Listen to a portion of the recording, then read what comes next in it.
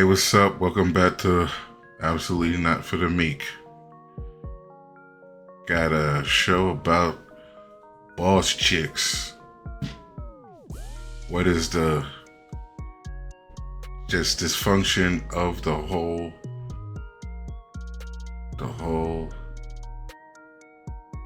analogy of that these are boss chicks. So let's deep dive into this. And just right now, I'm realizing that I signed my soul. I sold my soul to the devil. I signed myself to the devil. I don't even own myself no more. I done prayed, and I prayed, and I prayed.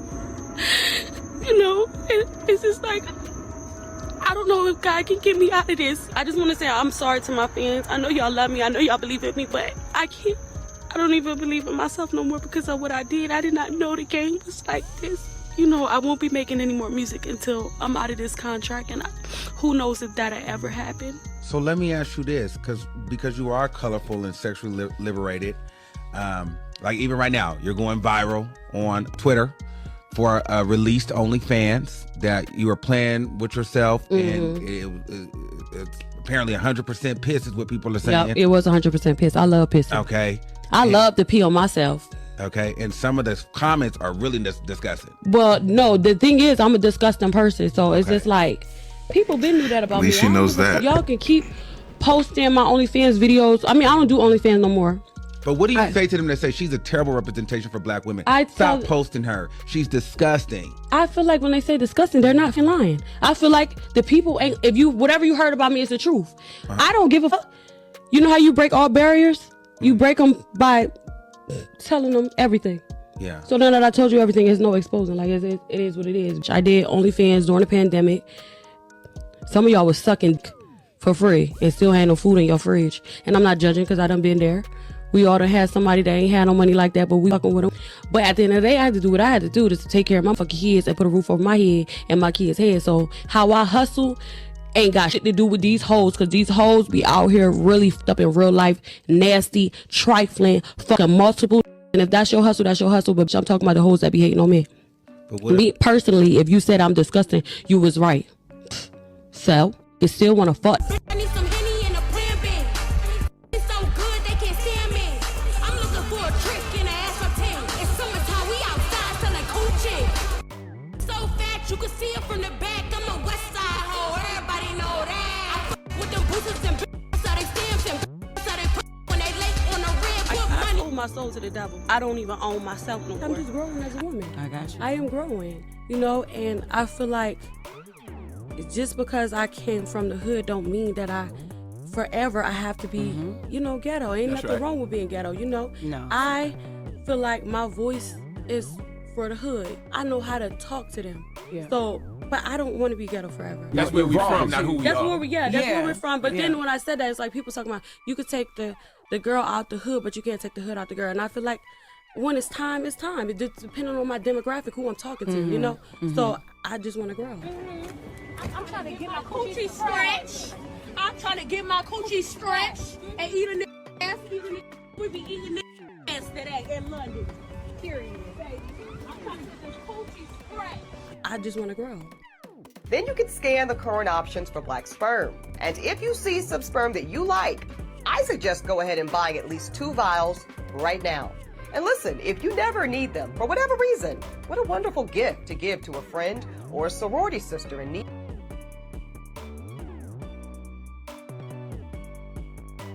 Well, there you go. That's highly intellectual. Modern woman, modern female, I must say.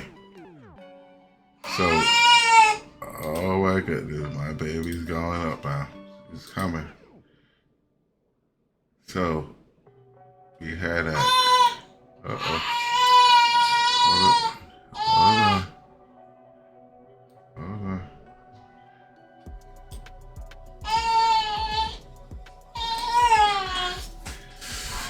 Yeah, so what's up? We're gonna get down to the next joint. Now this is a female that keeps it a buck street guys who have guys who wear street shit, guys who carry guns, guys who are just in the street. She says that they're more fun. And you agreed with that? Yeah, you said Jada said that. Jada did say that. Lil Baby's that's baby true. mom. That's absolutely true. That's true. It's a thrill. That's all that is. It's like, I don't know, thrills is fun. You know? It's exciting. Being with somebody that's calm and just, you know, don't got nothing going on, it's like, let's do something exciting. Where the excitement is, like, let's get into a fight, you know? Yo, so your life being on the line every day, No. that's a thrill? No. Risking your life is a thrill? No, I ain't gonna lie, it used to be, but it ain't gotta be every day. It could be here and there, but not every day. But You like a guy to where every day his life is different. He's doing something. It's a different day every day. I mean, Like a guy working a job, the same, come home, go to work, no excitement. To you don't want that. You want no, something ain't to nothing where wrong with No, there's something wrong with that. They want excitement all the time. All the time. every day is different. Ain't nothing wrong with that, but he gotta be fun. He gotta do something to make up for, like, not even make up for. It went viral.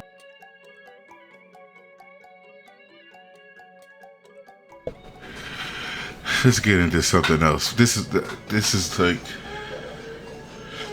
these females they get with the hood rap motherfuckers, Pookie and Ray Ray, and get blown out. Guy ain't going nowhere, and then they want to complain.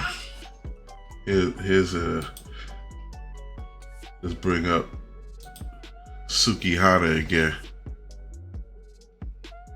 and her experience. When she realized why they would put her up on Front Street. I apologize and I'm sorry for what I'm about to say, but as far as this music stuff, I won't be doing this music stuff anymore. I started this because this was my dream.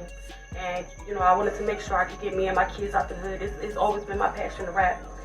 A while ago, I heard that Cardi told them to go ahead and fix that video because they didn't show us a lot. And that made her real. But I found out that it was because she wanted me to be shown more because they was talking about wet ass. And I got 3 kids. I don't know how much kids the other girls got on the staff, but I got 3 kids and I'm always pregnant. And they always like to get me pregnant. Yeah, that's why they said, Cardi said, show Suki again because the streets know. Yeah, from New York to So in a way, having you in the video validated wet ass. Yeah, come on. They knew when Suki with the good coochie was in there. Like, I done popped them babies out. Unbelievable. Just gonna breed. I don't know. It's gotta be a Pookie or Ray Ray. A dumb as hell Tyrone to get this pregnant. And I mean, cause he ain't got no future. He looking for death. That is death. Those are the guys that's mostly getting all these women pregnant. Let's go to this joint here where I want to show. Let me see if this. Yeah, this is it here. All right. 33-year-old Destiny Jasmine Carey Cannon, a Little Rock, Arkansas native, was a loving mother of 6 beautiful children, a registered nurse, and the owner of Hasidity Boutique. Destiny was described by her family as being one of the most determined, hardworking, and caring people you could ever meet. But tragically, on the afternoon of April the 7th, 2022, at around 12:30 p.m., the Caparis Cove Police Department received a 911 call from someone in the 1000 block of Hobby Road, but the caller hung up. Now, according to the Caparis Cove Police Department, when that type of situation happens, it's standard protocol for officers to respond to the scene of the call just to ensure that there is no one there in duress. But that wasn't the case here. In an arrest affidavit, officers said when they arrived on the scene and attempted to make contact by knocking on the door, the officer heard a male voice telling him to wait. As officers reportedly continued to knock on the door, they proceeded to kick the door open when they heard screaming coming from inside the residence. The officers said that they heard several gunshots coming from inside the home as they were making entry. That's when they observed Destiny lying on the floor near the front door, not moving, and saw 37-year-old Kevin Frazier, her alleged ex-husband, lying on the floor in the living room. They immediately placed him in handcuffs and then attempted life-saving measures on Destiny until paramedics arrived. Sadly, she would die from her injuries.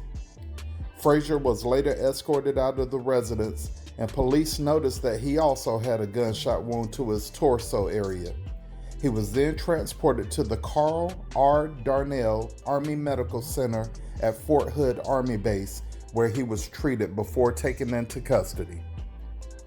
Kevin Frazier, a U.S. Army veteran of 11 years who served in the Army from July 2004 to April 2016, was reportedly interviewed by Caparis Cove police detectives a few times, and they concluded that the description of the events was labeled as inconsistent. They went on to say that the young lady is dead. Pause. Make sure you get your life insurance. She got 5 kids by some estranged husband. I do believe that she had those kids before she got with him, and she should have gotten some life insurance. I hope she did. But you got some kids that's gonna be all on their own right now. Let's go ahead and let's see. They're talking on this thing. Very attractive woman. It's a shame. I spoke to Carrie's daughter today, who was too heartbroken for an on-camera interview. But she did tell me, quote, "My mom was a hard-working woman who took care of all 6 of us. She was a nurse, and she had 2 businesses in Killeen and was getting ready to set up a 3rd location in Dallas. My mom always wanted to be happy," end quote. She went... What's it, thriving, striving, and taking advice probably from this ratchet hip hop. But look at the lace front, the eyebrows, just weaving magic with the fake looks. I mean, she was a good looking woman. I do believe she might have that BBL. If she had a natural body like that, which I doubt it, because when you see the butt and it goes in and everything, then you got the legs, it's like no back of the leg, the thighs just ain't right. Kind of look like that in some of these pictures. Went on to say, quote, "She was always a fun person to be around. Her laugh just lit up the room. She was everything. She always wanted to help others out with their kids, their businesses, and much more. She was always welcoming." Carrie was a small business owner. Her clothing and shoe boutique called High Sadidi Boutique is located on West Veterans Memorial Boulevard. My mother is a joy to be around. My mother just always wanted to be happy. She was a fun person to be around, and her laugh just lit up the whole room. She was everything. She also described her mom as being a hard-working small business owner. My mom was a hard-working woman.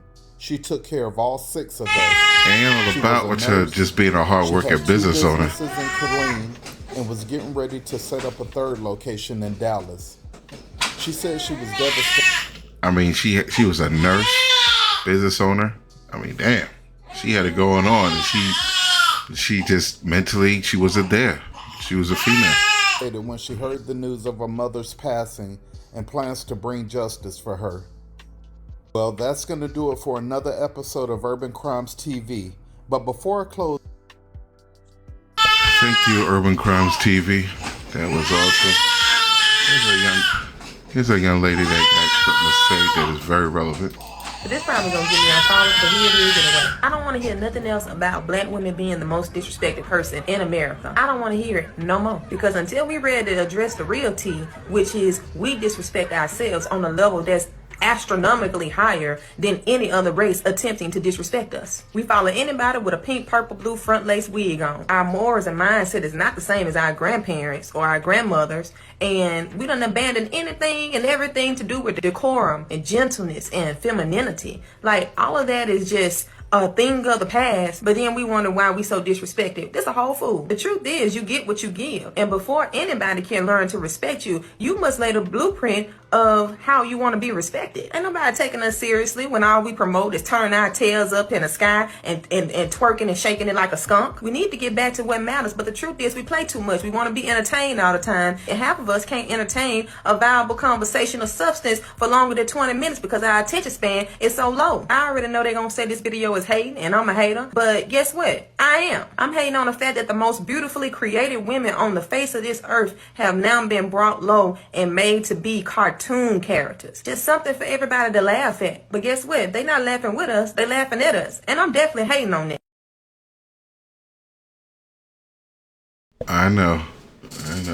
Very sad situation. That is true. But guess what? I know what you might be thinking, but it's not very common that a black man kills a black woman. I really want to go out and say, oh,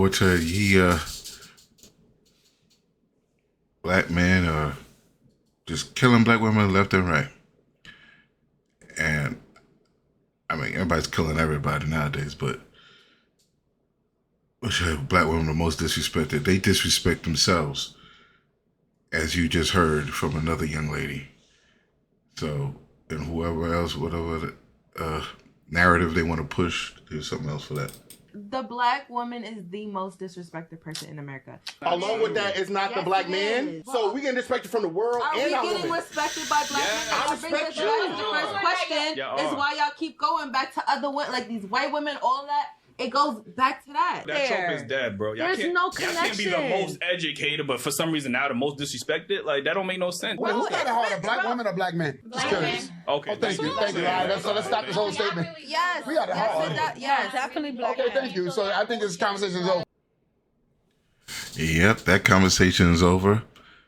You disrespect your man, and then you embrace mentally ill individuals. Dysfunction, go against you go against God. I mean, and this is what you get for it right here. I mean, when the transphobia just comes out, the audacity and just the arrogance for cis women to believe that they own periods, that they own womanhood. You don't. Okay, you don't own periods. You don't own womanhood. You experience both. And both are different for every person, but as a cis woman, it doesn't belong to you, so you can't gatekeep it. Like, hello? Hello? Who the fuck is gonna stand up for us? Who the fuck stands up for us? And us, I mean women, real women, biological women, women who were born with all the parts that you guys wish that you were. When does the delusion stop? What is the difference between you and someone who has been diagnosed to be mentally insane? What's the only difference is you don't have a straitjacket on. Stop talking out your fucking ass. Wake up. How are you projecting your anger on real women? Because we are the gatekeepers. We are the gatekeepers for periods. We the only one that fucking bleed, honey. We the only ones that can give birth. We make y'all people. We make y'all. Y'all come from us. You can't be us. You will never. You're chasing something you'll never, ever get. You'll never be that. Like, hello? What I mean when the transphobia just comes. Yeah, so, as she said, who's going to look out for them? Well, starting from the 70s, they pretty much turned their back on their men. So, there's no one going to look out for you.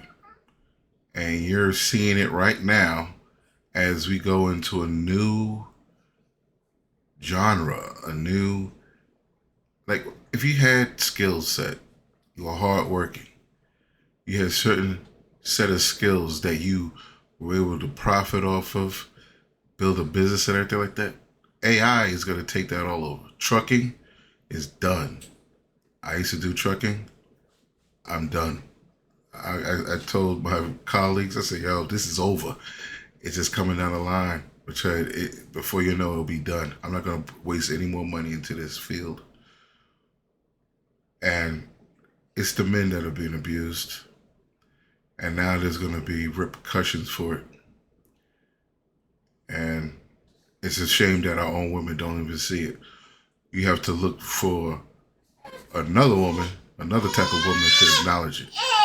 Men are dying, and they're dying from this condition. And the condition they're dying from is being hated, being discriminated against. In a sense, if you look at the figures of men who lose their homes, their families, their children, and most of them, 90% of those homeless men are there as a result of domestic violence. They've been kicked out, they've been lost. We look at that, I think it's a form of genocide. I really do. I can't see anywhere in history when women have turned on men like this, men as who are the protectors, men who are out working. 75% of taxes are paid by men who are there, and they are working for their wives, their children, and their families. Any man who knows that there are accusations against him knows he will probably lose his job. If he has children, he has to move out of his house. This is only allegations, no evidence. Has to move out of his house, and it'll take over a year before there'll be any kind of a court case. The woman, and it's 99.9%, it's women who are making these allegations. These women get paid from the moment she makes the allegation with no evidence, can hand out up to $500,000. And with that, I would like to thank you for tuning in to Absolutely Not for the Meek, which my special lady is calling. Till next time. Project